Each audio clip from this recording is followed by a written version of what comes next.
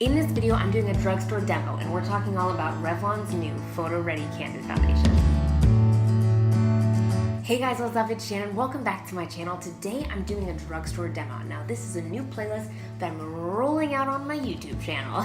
Basically, it stemmed from me walking aimlessly through drugstore aisles, looking at products, wondering what they look like on a person, if they're cool, if they wear well. So I thought that it would be fun to choose one product, highlight it, show you what to expect if you were to purchase it. If you happen to be new to my channel, welcome. I'm a freelance makeup artist and licensed esthetician based out of Los Angeles, obsessed with simplifying beauty, making it quick and easy, and sharing all of my tips, tricks, and product loves with you. So if you enjoyed this video and want to see more drugstore focused tutorials, definitely consider subscribing and hanging out more. All right guys, let's hop into it.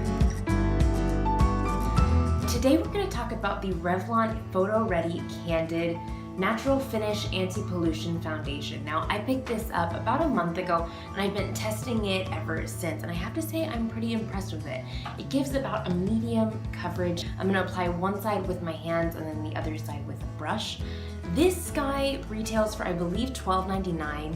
I have the shade number 120. It has such a beautiful natural finish to it, and it really wears well. I was surprised. The first time I tested this out was after I was still on probably day 4 of a cold, but I had to go to work anyway, and I was surprised that my skin looked radiant, even though I felt not great. So let's go ahead and get into the demo here. I will say that this foundation dries down pretty fast, so if you're using it with your finger, then I would recommend, if you don't have a primer underneath or you didn't just apply your moisturizer, that you just work in small sections because it dries pretty fast. I am pretty impressed with the color range. I feel like they did a great job with that, and I love the way that it sits on the skin. I'm just going to take a little bit of it and pop it right on my lid.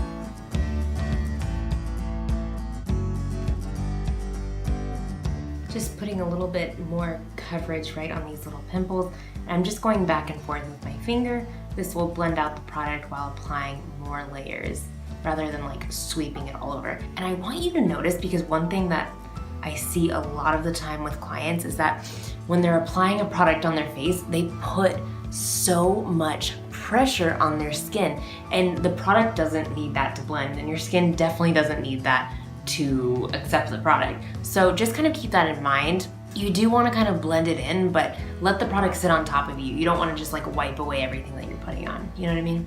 All right, let's go ahead and apply it on the other side with a brush. I have been playing with the e.l.f. brushes. This is their new line that came out, and I like some of the brushes. I don't like all of those brushes, but if you want a separate review, let me know in the comments. I'm going to use the number 105 brush, and we'll just pick up the product. I like this brush because it has a lot of density to it, so it blends nicely. I do love using a brush to apply foundation because, as you can see, it cuts down on time quite a bit. I'd say probably for a whole face, you need about a pump or a pump and a half, depending on like what you apply it with. Because anytime you use like a sponge or even a brush, it is gonna pick up some of the product. I'm just gonna take my finger and go right underneath the eye. I'm gonna go back in with concealer, but this is just to kind of give it a head start and to kind of make everything look the same.